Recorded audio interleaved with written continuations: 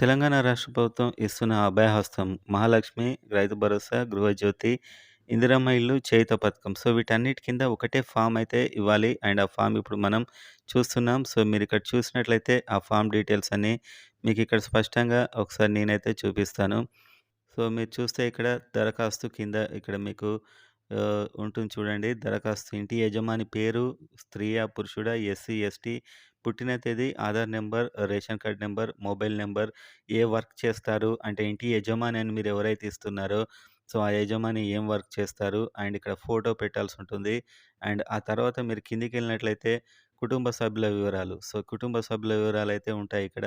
And ఈ కుటుంబ సభ్యుల వివరాల్లో మీకు రేషన్ కార్డ్‌లో ఇచ్చినటువంటి వాళ్ళ అందరి నేమ్స్, పేరు యాజ్ ఇట్ ఈజ్ మీకు ఆధార్ కార్డ్‌లో ఉన్న విధంగా అండ్ దరఖాస్తుదారుడు అంటే కుటుంబ యజమాని అని వాళ్ళతోని ఏం సంబంధం వీళ్ళకు అని చెప్పి అంటే అక్కడ మీకేంటి జెండర్ అనేది ఇక్కడ.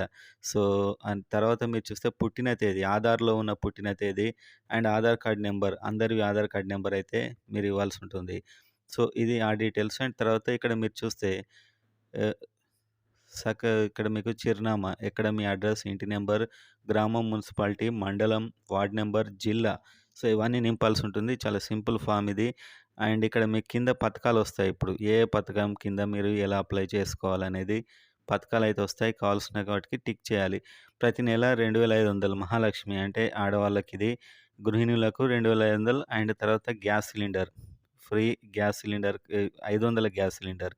గ్యాస్ కనెక్షన్ నంబర్, కంపెనీ పేరు, సంవత్సరానికి మీరు ఎన్ని సిలిండర్స్ 8, 6 వాడుతున్నారు అనేదైతే మీరిక్కడ పెట్టాల్సుంటుంది. అండ్ ఆ తర్వాత కిందికొస్తే ఇక్కడ రైతులకుంటుంది మీకు చూడొచ్చు. రైతు 15,000 ఎకరానికి. రైతు అయితే రైతు, కౌలు రైతులకు కూడా ఇస్తున్నారు కాబట్టి కౌలు రైతు. రైతు కాకపోతే ఒకవేళ అండ్ పట్టాదారు పాస్ పుస్తకం నంబరు, సాగు చేస్తున్న భూమి వివరాలు, ఎంత సర్వే నంబర్ అదంతా ఇక్కడ ఇవ్వాల్సుంటుంది. అండ్ వ్యవసాయ కూలీలకు 12,000. అండ్ వాళ్ళకిక్కడ ఉపాధి హామీ కార్డ్ ఉంటుంది కదా కూలీలకు, దానికి సంబంధించింది ఉపాధి హామీ కార్డ్ నంబరెయ్యాలి. అండ్ ఆ తర్వాత ఇంకొక పథకం ఉంది ఇక్కడ మీకు ఇందిరమ్మ ఇల్లు. ఇల్లు లేని వారికి ఇంటి నిర్మాణానికి సహాయం కూడా వస్తుంది. అండ్ నెక్స్ట్ అమరవీరులకు. ఇక్కడ సహాయం కావాలని టిక్ చేస్తే సహాయం. అమరవీరులు అంటే తెలంగాణ ఉద్యమకారులు వాళ్ళ పేరు, సంవత్సరము, FIR number, death certificate number ఇవంతా కూడా ఇవ్వాల్సుంటుంది. అండ్ తెలంగాణ ఉద్యమంలో పాల్గొన్నారా? యెస్.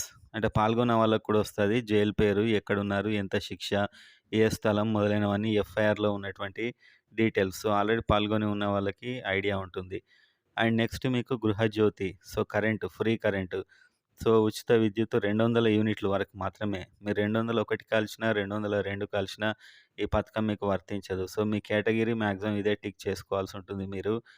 దీనికైతే మీకు వర్తించదు. అండ్ నెక్స్ట్ చేయూత పథకం. చేయూత పథకం కింద మీకు రూ. 4,000. ఇది స్పెషల్ కేటగిరీస్ ఏమన్నా ప్రాబ్లమ్స్ ఉన్న వారికి, వాళ్ళకు దివ్యాంగులు అండ్ సదరం సర్టిఫికేట్, వృద్ధాప్య, గీత కార్మికులు. మీ కేటగిరీ ఏదైతే అది చూసుకొని దాన్ని టిక్ చేసి దానికి సంబంధించినటువంటి పేపర్స్ అయితే మీరు పెట్టాల్సుంటుంది. ఈ విధంగా మీకు ఇదంతా ఉంటుంది. అండ్ ఆ తర్వాత మీకు ఏమేం పేపర్స్ పెట్టాలి దీనికి అనేది ఆధార్ జిరాక్స్ కార్డ్ ప్రతి ఒక్కరిది అండ్ తెల్ల రేషన్ కార్డు ఇవన్నీ కూడా మీరు ఇయ్యాల్సుంటుంది. అండ్ వేలిముద్ర ఆర్ సంతకం, ఇక్కడ పేరు రాసి, తేదీ వేసి ఇక్కడ సంతకం చేయాల్సుంటుంది. అండ్ సంతకం చేసిన తర్వాత ఇక్కడ మీకో రిసిప్ట్ ఇస్తారు.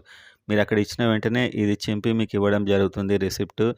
అండ్ ఈ రిసిప్ట్‌లో వార్డ్ నంబర్, కోడ్, దరఖాస్తు సంఖ్య, పేరు, హస్బెండ్ నేమ్ ఆర్ తండ్రి నేమ్, ఏ పథకానికి దరఖాస్తు చేశారని టిక్ పెట్టిస్తారు చూసుకోండి ఇది. వార్డ్ నంబర్, మండలం, జిల్లా, తేదీ అండ్ ఎవరైతే మీకిస్తున్నారో వాళ్ళ యొక్క పేరు, హోదా, ముద్ర. ఈ స్టాంప్ ఏసి మీకిస్తారు. ఇది ఇస్తే మీకు సర్టిఫికేట్ ఇదంతా మీకు ఫిలప్ అయిపోయినట్టే.